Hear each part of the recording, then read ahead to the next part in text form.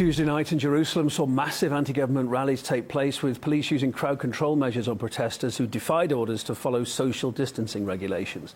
Demonstrators called on the Israeli Prime Minister to resign as he again faces trial on corruption charges. Here's a quick look at how the scuffles unfolded.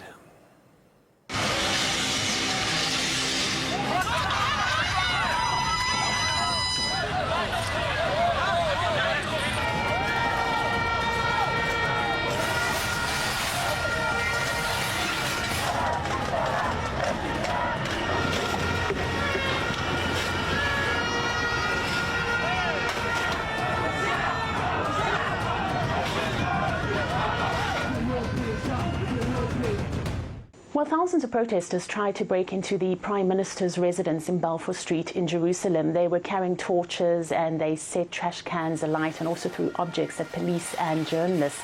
It was an event that was meant to coincide with the storming of the Bastille in France, and it took the police several hours to bring the situation under control.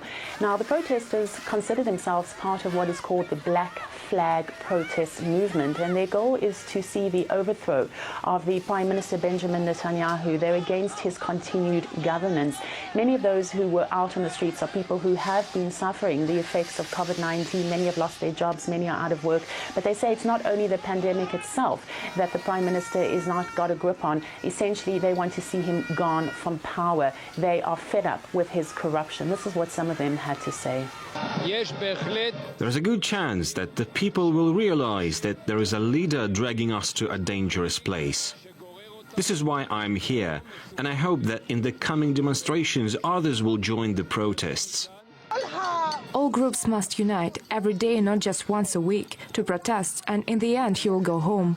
I've been already for 3 years out in the streets against corruption in the government, and now we have a Prime Minister who has 3 indictments. I don't want my Prime Minister to have indictments. At one point, the police were having to physically remove people from the gate of the Prime Minister residence. In the end, they arrested some 50 people for disturbing the public order and also throwing objects at the police and at journalists.